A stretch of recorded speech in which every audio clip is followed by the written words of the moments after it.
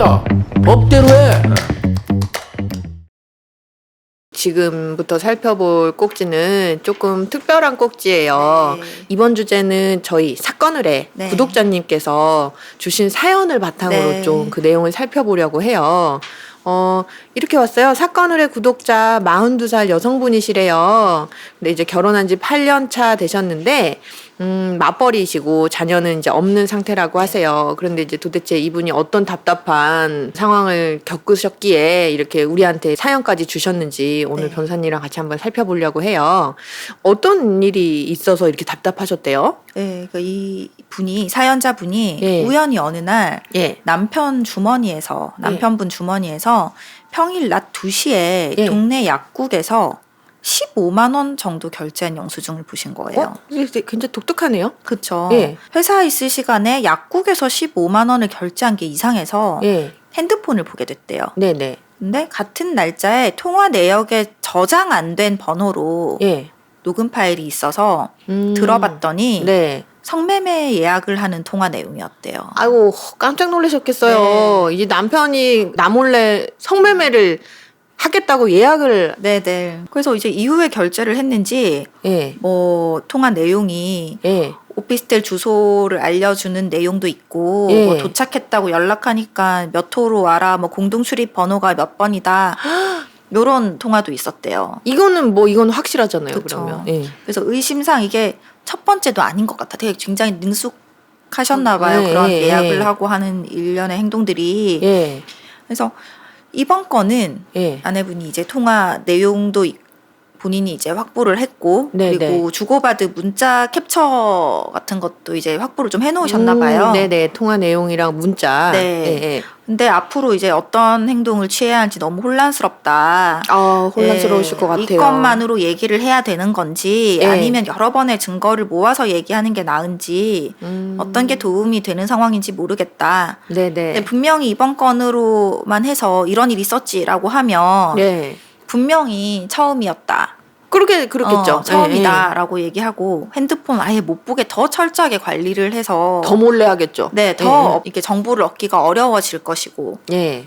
알고 있었다는 걸 그러니까 얘기를 해야 되는 건지 지켜보고 어디까지 이게 증거를 수집을 해야 되는 건지 그게 고민이 되시는 네, 고민이 상황이시군요. 되신대요. 그래서 거기다가 이제 조금 또 추가 설명을 해주셨는데 네.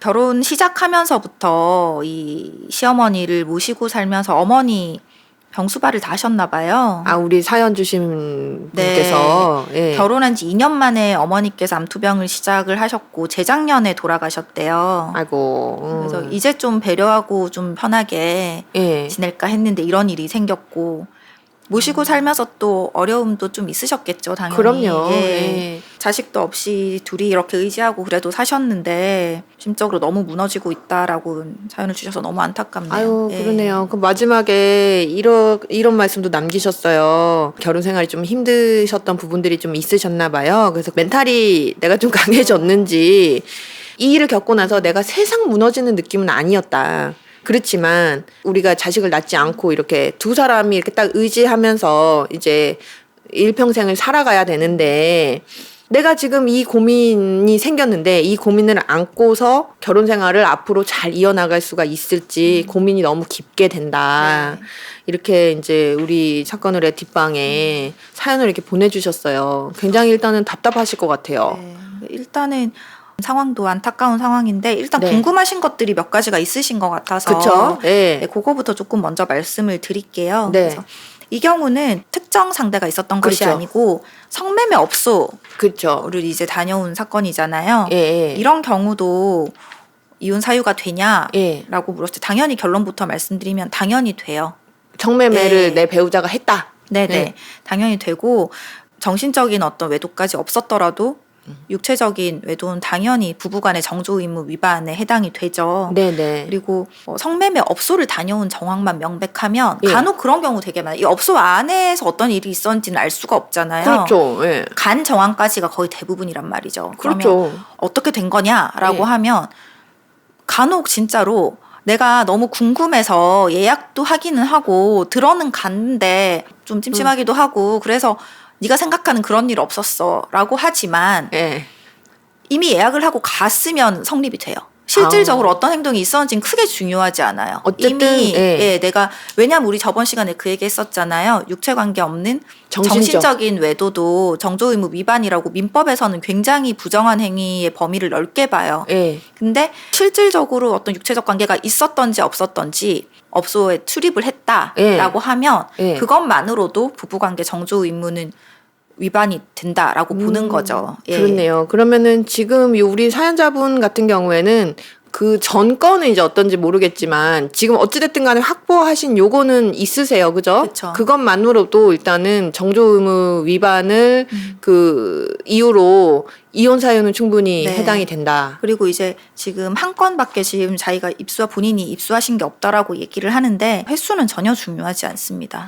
예. 네, 횟수는 전혀 중요하지 않고 수집하신 것처럼 네. 통화 내용이라든지 혹은 주고받은 문자 메시지 이런 거 네. 증거가 객관적인 증거가 반드시 필요한데 네. 진짜 안타까운 게 만약에 없으면 이런 네. 증거 확보를 하는 게 굉장히 어려워요. 그렇죠. 왜냐하면 이게 거의 음지에서 이루어지잖아요. 그렇죠. 거의 다 이런 업소를 출입할 때 다 현금으로 많이 결제가 이루어지고 심지어 상호명 같은 것도 다 그렇게 안 돼 있잖아요. 네, 다 가짜로 다 음지에서 활동을 하기 때문에 제대로 된 상호명이 찍힐 가능성도 거의 없고요. 그렇기 때문에 이 결제 내역과 이 성매매 업소가 일치한다라는 것도 밝혀내셔야 되고 여러모로 입증하시기가 굉장히 어렵다는 점이 좀 안타까운 부분이죠. 그리고 하나 또 주의하셔야 되는 게 간혹 그렇게 하시는 분들이 계세요. 내가 이거 그래 실수 내가 한 번은 용서해 줄게. 이거는 용서해 줘도 내가 거짓말하는 거는 못 참아. 그럴 수 그러니까 있죠. 솔직히 얘기해. 예. 라고 한 게 진심이면 아무 문제가 안 되는데 증거를 잡기 위해서 용서해 줄 테니까 얘기해 봐라. 라고 하시는 경우가 있어요. 네네. 그런 척 하는 거네요. 네. 진짜 내심의 의사는 그게 아닌데 그래서 그거를 녹음을 했다가 남편분이 자백을 하는 걸로 제출을 한다. 그리고 그게 다다라고 했을 때는 받아들여지지 않을 가능성이 커요. 이게 증거 잡으려고 남편한테 거짓말로 용서해 줄게. 그럼 이미 이 행위에 대해서는 용서를 해줬는데 그렇네요. 이걸 가지고 증거로 제출해서 외도를 이유로 이혼을 청구를 했다라고 할 때는 기각될 가능성이 크죠. 그래서 그런 부분도 조금 신중하셔야 될 필요는 있죠. 그러면은 지금 우리 이 사연에서는 음성 파일이 있는 거잖아요. 뭐 예약을 하고 뭐 그리고 또 호수 뭐 어디로 와라 뭐 이제 이런 것까지 다 도착했다 뭐 이런 게 지금 육성으로 녹음이 된 게 이제 확보하고 계시잖아요.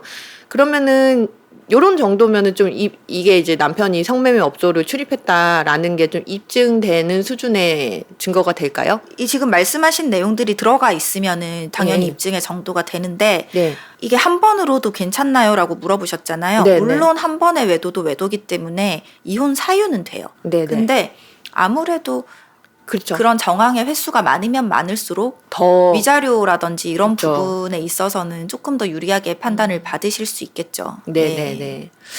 그래서 그럼 조금 정리를 해보자면 이제 이거를 처음 딱 한번 알았을 때 오픈을 할 거냐 아니냐 또 좀 고민을 하시는 것 같아요. 그 부분에 있어서는 우리 변호사님 말씀하신 것처럼 물론 이 한 건으로도 이혼 사유는 될 수 있지만 더 만약에 이런 정황이 많다면 좀 더 유리한 증거로 작용될 수 있다. 이 사연자분께 뭐 감히 한 말씀을 드리자면 일단은 본인이 정말 원하는 게 이혼이신지 남편분이 잘못한 건 맞지만 앞으로 또 이제 남편이 조금 반성을 하고 행동을 잘 하신다면 남편과 함께 그래도 조금 더 가보고 싶으신지를 먼저 결정을 하셔야 될 것 같아요. 맞아요. 그리고 그래도 정말 내가 이혼을 해야겠다라고 확실히 마음을 먹으셨으면 물론 이것도 빨리 끝내고 싶으시면 이것만 제출을 하시고 재산 분할하시고 일정 부분 위자료 받으시고 정리를 하시는 방법도 있고 내가 조금 더 억울하고 내가 정신적으로 받은 어떤 피해에 대해서 조금 더 확실하게 보상을 받고 싶다라고 하신다면 조금 시간을 두고 조금 더 정황들을 모으셔서 하시는 게 좀 더 유리하실 거예요.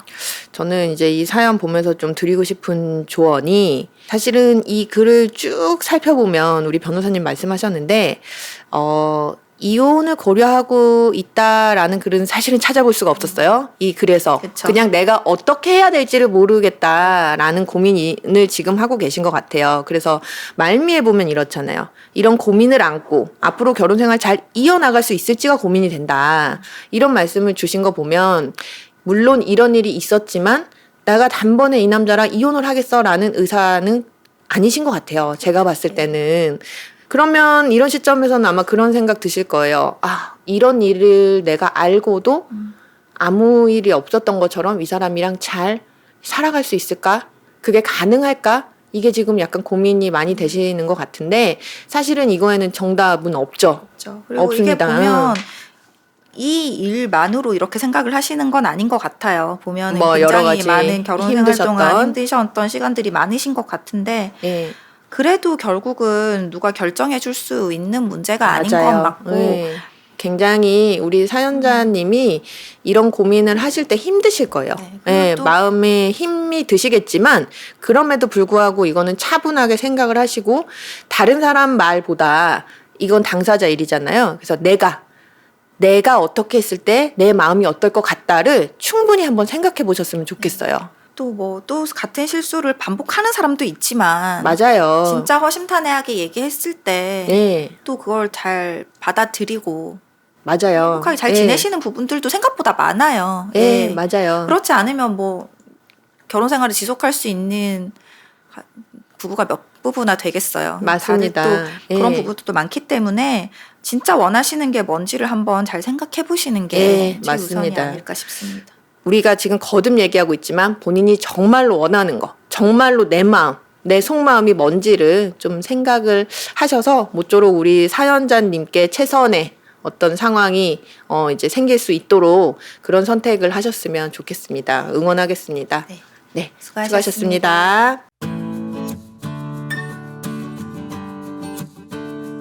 변호사님, 우리 이제 꼬꼬 부부 두 번째 꼭지 네. 살펴보고 있어요. 아유, 근데 이것도 제목 보면은 조금 안타까운 맞아요. 일인 것 같아요. 이래요. 상간녀 폭로 협박 이렇게 한 다음에 남편은 극단적인 선택을 했습니다. 아이고, 이게 어떤 사연이었다고 하죠? 이것도 이제 YTN 조인섭 변호사 상담소에 네, 나왔던 사연이에요. 소개된 사연인데 이 남편이 극단 선택을 했는데 네, 그 네. 책임을 이제 상간녀한테 묻고 싶다라는 사연자분인 거예요. 아내분이요. 예, 아내분이. 예. 그래서 이 사연자분이 두 아이를 낳고 남편과 20년간 단란한 가정을 꾸려왔는데 네. 어느 날 갑자기 남편이 극단적인 선택을 해버린 거예요. 갑자기 네, 날벼락이네요. 정말 마른 하늘의 날벼락 예, 같은 일이죠. 그래서 아내분이 생각할 때 예. 우리의 결혼 생활에는 아무 문제가 없었고 예. 도대체 이 내 남편한테도 이런 선택을 할 만한 이유가 없는데 예. 이해가 안 되니까 예. 이 돌아가신 남편분의 핸드폰을 보게 된 네. 거죠. 그래서 이제 그러다가 충격적인 이제 내막을 알게 됐는데 예. 이 남편에게 오랫동안 사귀어온 상간녀가 있었던 거예요. 아내분은 그거를 까마득하게 전혀 모르셨나 몰랐던 봐요. 거예요. 그리고 이제 남편도 이제 어느 정도 선에선 이제 그만하려고 하셨던 것 같아요. 그만하자라고 네네. 했는데 네. 이 상간녀가 절대 헤어질 수 없다. 아이고. 가족들한테 이 사실 전부 날리겠다라고 협박을 하기 시작한 거죠. 네네. 심지어 사망 당일에도 예. 이 상간녀가 예. 이 사연자분의 집 앞에 찾아와서 남편한테 사진까지 찍어 보내고 어떤 사진인지는 모르지만 예. 사진까지 찍어 보내고 굉장히 강도 높은 협박을 한 거예요. 그러면 결국은 이 남편분은 어찌됐든 간에 좀 굉장히 장기간 외도를 한 건 사실이지만 사실이죠. 끝내려고 할 때쯤에 이 여자가 너 가족한테 다 알릴 거야. 네. 그것 때문에 돌아가신 거네. 마주지를 않은 거죠. 그러니까 그게 이제 우리는 그렇게 생각이 들잖아요. 예. 그래서 이제 이 사연자분도 예. 상간녀를 상대로 자살 방조와 협박죄로 고소를 했어요. 그래요? 네. 예. 근데 진짜 기가 막히게 예. 이 시가에서 예. 이 유족의 가족들이 예. 상간녀한테 유리한 진술을 합의를 보고 아니, 왜 그러지? 상간녀에게 유리한 진술을 해주고 예. 아내에게는 불리한 진술서를 써준 거예요. 아니 왜 이래요? 왜? 그러니까 그건 알 수가 없는데 어쨌든 그렇게 하셨대요. 그리고 했대요. 그리고 예. 내 아들, 내 가족이 우리 아들이 이렇게 선택을 한 것이 예. 이 상간녀 때문이 아니고 예. 이 A씨 사연자와의 원래 가정 불화가 되게 심해서 아이, 그 스트레스로 극단적인 선택을 한 거다라고 예. 얘기를 했다고 합니다. 아니 이제 여기에는 물론 우리가 모르는 그쵸. 사정이 예. 있을 수 있겠죠. 뭐 이제 요건 이제 아내분 입장에서 작성된 이제 사연이다 보니까 뭐 가정에 문제가 없었다, 단란했다 이제 이렇게 말씀을 하시는데 네. 또 뭐 모르겠어요. 뭐 시가에서 왜 이런 식의 이제 네. 태도를 보이는지는 모르겠지만 다 떠나서 남편이 바람났는데 그 바람난 내연녀 편을 들어주는 건 좀 아니지 않나요? 그렇죠. 뭐 어떤 사정이 있는지는 예. 모르지만 어쨌든 지금 우리는 여기 있는 이 상황을 바탕으로 판단을 할 수밖에 없기 때문에 예. 이 지금 사연자분이 말씀하시는 게 전부라고 한다면 그게 예. 전제를 놓고 한번 생각을 해봐야 될 것 같아요. 예. 일단은 이 아내분이 상간녀를 상대로 자살 방조죄와 예. 협박죄로 고소를 아까. 했어요. 예. 네. 자살 방조죄가 뭐냐 이런 죄가 있냐 좀 생소하실 수도 있는데 형법상 규정된 죄고요. 예. 이게 이제 혐의가 인정이 되려면 자살에 도움을 주는 용이한 행위를 해야 돼요. 자살을 할 수 있게끔 막 이렇게 네, 뭔가 용이한 행위를 같이 해야 되는데 예. 주로 문제되는 게 동반 자살이에요. 그렇네요. 그 동반 자살을 하기로 했는데 예. 한 명만 죽고 한 명은 살았을 때 이 예. 같이 동반 자살을 하기로 한 예. 생존한 자에게 흔히 많이 물어지는 죄인 거죠. 자살 방조죄가. 예. 근데 만약에 예를 들어서 이 상간녀가 막 괴롭혀요. 예. 내가 너 가족한테 알릴 거야. 너 직장에 내가 다 알릴 거야. 너 사회생활 못하게 할 거야. 막 이렇게 해서 이 남편분이 제발 그만 좀 해라. 내가 너 때문에 정말 못 살겠다. 죽고 싶다. 나 그냥 너 이렇게 하면 나 죽을 거다. 예. 나 죽는 꼴 보고 싶냐. 막 이렇게 했을 때 이 상간녀가 그래 그렇게 해. 죽어. 네 맘대로 해. 이런다고 해서 예. 자살 방조죄가 성립되진 않아요.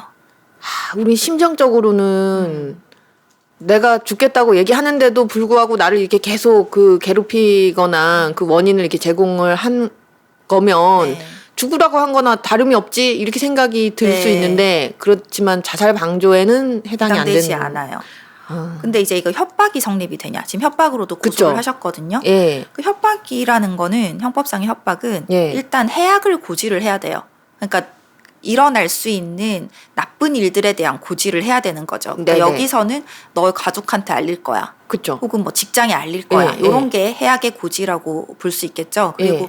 그게 상대방한테 공포심을 일으켜야 돼요.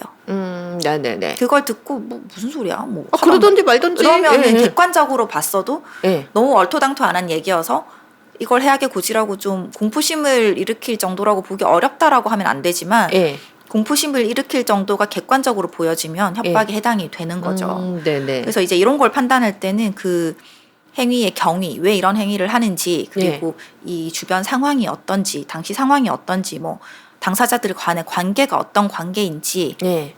이런 게 다 고려가 돼야 되는데 일단은 아까 말씀드렸다시피 내가 너 집에 알릴 거야는 해악의 고지죠. 그렇죠. 그리고 이 남편분에게 이게 공포심을 일으켰냐라고 예. 봤을 때 아내분이 봤을 때는 예. 이 남편이 다른 전혀 자살할 이유가 없고 극단적인 선택을 할 이유가 없고 이 여자의 행동이 굉장히 강했고 예. 이 협박 정도가 굉장히 강했고 심지어 이걸로 인해서 내 남편이 예. 공포심을 느끼다 못해 스트레스를 받다 못해 극단적인 선택까지 했다. 예. 그럼 당연히 공포심이 일으켜졌다라는 게 전제가 되는 거잖아요. 예. 그렇게 보면은 협박이 당연히 성립을 해요. 하는데 문제는 예. 문제가 있어요. 시가에서 예. 이 써줬잖아요. 해악의 고지 때문에 예. 내 가족, 우리 아들이 혹은 내 형이, 내 뭐 동생이 해악의 자살한 고지 게. 때문에 자살한 게 아니고 예. 이 아내와의 불화 때문에 스트레스를 받아서 자살을 한 거다. 예. 이렇게 진술을 해버렸단 말이에요. 그러니까요. 이러면 조금 문제가 어려워지는 거예요. 이 아내분 입장에서는. 그래요? 그러면은 이 아내분 입장에서는 무슨 소리냐. 예. 우리 이 사망한 당일날에도 우리는 이런 뭐 예를 들어서 이런 네. 대화를 했고 이런 카톡 메시지를 보냈고 그 일주일 전만 해도 아이들 데리고 혹은 단둘이 우리 이렇게 부부 여행을 갔고 예. 이런 정황들을 설명을 해야 되는 거죠. 부부간에 불화가 없었다는 걸 입증을 해줘야 되는 거죠. 그리고 우리 남편이 자살을 할 만한 이유는, 극단적인 선택을 할 만한 이유는 이거밖에 이 없다. 여자가 자꾸 이렇게 협박을 했기 때문이다. 그러니까 예를 들면 만약에 뭐 이렇게 그 이 여자랑 불륜녀랑 남편이 주고받은 대화 중에서 뭐 그럴 수 있잖아요. 집에 알릴 거라 하면 제발 그러지 마, 부탁할게, 제발 그것만은 하지 말아줘, 너 정말 그러면 나 죽어, 정말 내가 너한테 맨날 얘기하잖아, 싹싹 빌고 할 테니까 제발 그것만은 하지 말아줘, 막 이런 정황이 있으면은 조금 예, 괜찮을 뭐 텐데 내가 남편과의 관계에 전혀 문제가 없었다는 걸 좀 객관적으로 증명할 만한 추가적인 그런 자료들이라든지, 혹은 나와의 관계 외에도 뭐 채무 관계라든지 이런 것들 있잖아요. 다른 것들, 다른 자살 동기가 전혀 없었다는 거, 이런 걸 조금 더 입증을 하셔야 될 것 같아요. 기가 막힌 상황이죠. 지금 그렇죠. 하루아침에 아이들의 아버지 남편을 잃었는데, 그렇죠. 잃고 나서야 이 내 남편이 이런 상간자가 있었다는, 상간녀가 있었다는 걸 알게 되는 것도 충격인데, 그렇죠. 지금 내 가족이 그 여자 편을 그 여자 편을 들어서 내가 오히려 나 때문에 죽었다. 죽은 게 아닌 걸 입증을 해야 되는 상황인 거예요. 얼마나 그렇네요. 기가 막힌 상황이죠, 이게 진짜. 아이고 참. 그리고 뭐 마지막으로 당연히 이 네. 여자, 이 상간녀에게는 상간자 소송, 위자료 청구는 당연히 하실 수 아내분이요. 있죠. 예, 이거는 뭐 이걸 할 수 있는 거에 대해서는 이견은 없을 거예요. 예. 불륜을 저지른 네. 이 여자가 심지어 불륜 이 저지른 건 협박의 사실이니까. 내용도 네 아내한테 알릴 거야. 다 알고 있었다는 가족한테 알릴 거잖아요. 거야. 예. 이거기 때문에 당연히 인지를 하고 있었기 때문에, 심지어 이 부정한 행위를 종료시키려는데도 불구하고 남편이 예, 이렇게 계속 행위를 지속하려고 했기 때문에 예.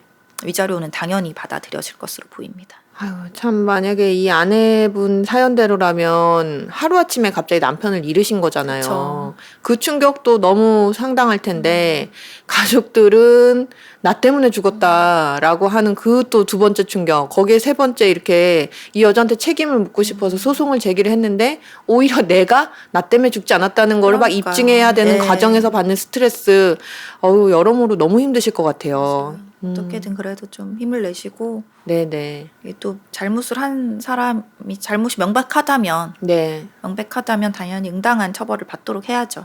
아유, 참 예. 맞습니다. 그리고 이제 뭐 어떤 사정인지는 모르겠지만 시댁에서도 조금 뭐 이렇게 좀 원만하게 잘, 어찌됐든 간에 이제 남편분은 돌아가셨잖아요. 네. 기천하셨기 때문에 이제 그런 부분들 잘 이렇게 좀 상호 좋지, 이게 나쁘게 되지 않고 좀 잘 이렇게 원만하게 처리가 됐으면 좋겠어요. 네. 네. 오늘은 또 이런 안타까운 사연 네. 한번 알아봤습니다. 수고하셨습니다. 수고하셨습니다. 잘 지내셨어요? 네, 잘 지내셨죠? 더 이뻐지셨어요? 아이, 무슨 이제 봄이에요. 그러니까요. 네. 어제 갑자기 좀 추웠다가 약간 쌀쌀했죠, 어제. 네, 오늘은 또 조금 오른 것 같아요. 주말은 덥더라고요. 그러니까요. 네. 이제 겨울 완전히 갔어요. 그러게요. 그 날씨는 좋은데 또 우리 또 깝깝한 상큼한 봄날에. 네, 꼬꼬부부 이제 또 우리 살펴보려고 해요. 타이틀부터 이것도 센데요. 대기업 남편, 몇 명의 여자와 잠자리를 한 걸까요? 임신 6개월 된 아내가 울분을 토했다. 이런 이제 타이틀이에요. 뭐 어떤 일이 있었다고 하죠? 출산을 4개월 앞둔 임산부라고 해요. 네. 그때 이제 남편의 외도 사실을 알게 돼서 이혼을 결심을 했는데, 네. 이 출산 4개월이면 이제 임신 중반부를 그쵸, 이제, 지난 네. 시점이잖아요. 이제 이 뱃속 아기를 어떻게 해야 하냐라고 와. 답답한 마음에 이제 조언을 구하신 사건입니다. 이 임산부 A 씨가 지난 4일 한 온라인 커뮤니티에 제 남편 몇 명의 여자와 성관계를 한 걸까요? 라는 글을 올려서 네. 남편의 이제 판도라 상자를 열어버리고 말았다라고 이제 고백을 했죠. 네네. 이제 A 씨가 하는 말에 따르면 남편이 어느 날 술에 취해서 횡설수설 하더래요. 근데 이제 느낌이 이상해서, 촉이 왔군요. 그쵸? 네. 불길한 예감은 틀리지 않잖아요. 그러니까요. 한 번도 남편의 휴대전화를 본 적이 없는데 그날 처음으로 남편의 휴대전화를 이제 본 거예요. 네. 근데 이제 이 A 씨가 본 내용에 따르면 남편이 결혼정보회사를 통해서 여러 차례 다른 여성과 결혼한 상태에서 소개팅을 해온 거예요. 아니, 결혼 정보에 그러니까 이게 데이팅 앱도 아니고 그러게요. 결혼정보회사인 거죠. 너무 이런 미쳤다. 간 큰 남자가. 그리고 알고 봤더니 그 결혼정보회사를 통해서 여성들과 만남을 가졌던 날짜들 전부 다 이 아내한테는 업무상 중요한 미팅이 있다라고 한 날들이었대요. 거짓말 쳤네요. 네, 그리고 심지어 카페 가서 차만 마시고 왔어 이러고 이제 집에 당당하게 들어오니까 이 아내는 당연히 이제 미팅하면서 차만 마시고 밥도 안 먹은 줄 알고 같이 저녁까지 차려서 먹고 그랬는데 남편 바깥에서 밥도 못 먹고 일할까봐. 와, 근데 남편은 바깥에서 일하는 게 아니고 딴 여자 만나고. 그러니까 그거 온 남편은 결혼한 남편이 자기와 결혼한 남편이 맞선을 보고 온 거죠. 근데 이제 배고팠겠다 고생했어 이러면서 밥을 차려줬던 자기한테 이제 너무 자괴감이 드는 거죠, 이분은. 그리고 또 이게 끝이 아니고 업무 시간에 성매매를 하러 다닌 정황이 포착이 된 거예요. 와, 핸드폰에서 이제 뭐가 끝도 없이 나오네요. 그렇죠. 이 남편이 진짜 치밀한 게 보통 술을 마시는 밤 시간에 뭐 연락이 뭐 새벽에 갑자기 연락이 두절됐다. 뭐 보통 그런 경우에 많이 발각이 되잖아요. 그쵸. 이 남편은 업무 시간 중이었어요. 오전 10시, 오후 1시, 오후 4시. 이런 시간에 이용을 한 거죠. 무슨 회사예요, 이 회사는? 그러니까요. 업무 시간 중에 나갈 수 있는 회사인가 보죠? 그런가 봐요. 그러니까 요새는 뭐 좀 유연하게 할 수 있는 데도 많고 하니까. 아내분은 꿈에도 생각도 못하죠. 그래서 이제 그 카톡을 봤더니 성매매 업주로 이제 추정되는 사람한테 장소를 안내받고 있었던 그 정황들이 있었던 거죠. 그 심지어 이 대기업에 다니면서 이 남편이 뭐 되게 성실하게 또 근무를 하는 사람이었나 봐요. 상도 많이 받고 뭐 업무 성과도 좋고 이런 사람이었는데 업무 시간에 하루에 2번씩이나 이런 퇴폐업소를 다니고. 근데 이게 하루에 막 2번씩 정도 다닐 정도면 약간 중독이네요. 그렇죠. 중독이에요, 이 정도면. 그래서 이제 그 남편한테 너 어떻게 이럴 수 있어라고 얘기를 했나 봐요. 이 아내분이. 그랬더니 발각된 이후에 이 남편이 또 자기 친구랑 또 메시지를 주고받은 거예요. 그게 괴롭다, 혼자가 편했다. 진짜 끝도 없는 거죠. 반성해라고는 모르는 인간인 거죠. 이게 지금 다 발각되고 나서 주고받은 메시지라는 거죠? 그러니까 이 아내분 입장에서는 이런 행동을 여태까지 한 것만 해도 억장이 무너지는데 그러니까요. 그 발각 이후에 이 남편의 태도를 보고 나를 얼마나 우습게 봤으면 그런 생각 들죠. 자기 지인한테 자기 친구한테 이런 식으로 얘기를 할 수 있냐. 와, 진짜 미치고 팔딱 뛸 노릇이죠. 그쵸. 이거. 그래서 아니 그 실제로 아내분이 남편한테 그렇게 얘기했대요. 당신이 내가 얼마나 웃으면 나한테 이래 이랬더니 아우 남자는 다 그래 뭐 별거 아니야. 나랑 내 친구뿐만 아니고 그냥 대부분의 남자들이 이 정도 수위는 다 얘기하는 거. 어느 남자가 이 정도 수위로 얘기를 해요. 정 PD님 그러세요? 그렇죠? 아니 이건 뭐 적반하장도 유분수지. 그러니까요. 참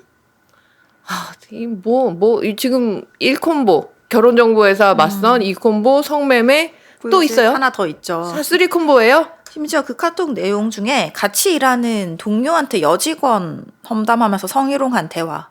너무 지저분해서 온전한 정신으로 이제 용납할 수 없는 수위의 그런 추잡한 대화들까지도 발견을 했다고 합니다. 그리고 휴지통에서 찾은 뭐 사진들 이런 것도 있었나 봐요.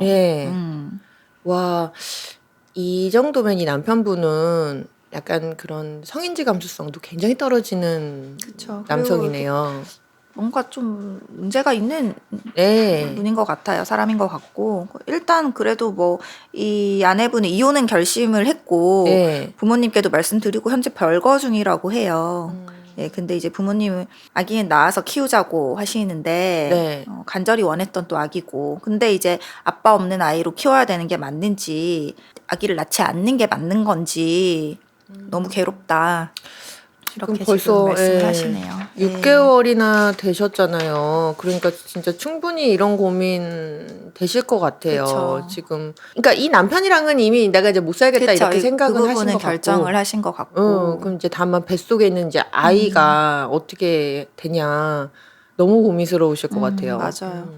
그러니까 이게 뭐 법리적인 내용으로 들어가자면 어차피 이혼을 결심을 하셨으니까 성매매 업소 이용은 저번 주에 저번 녹화 때 얘기했던 것 같아요. 그 사연 주신 분 걸로 성매매 업소 이용한 건 당연히 이제 부부간의 정조 임무 위반에 해당이 되기 때문에 이혼 사유가 되고, 또 이분 같은 경우는 이 남편분은 결혼 중개 회사를 통해서 맞선까지 이제 본 상황이죠. 그래서 이 맞선을 통한 어떤 육체적 관계는 없었다라고 예. 할지언정 예. 그래도 이 또한 정서적 외도.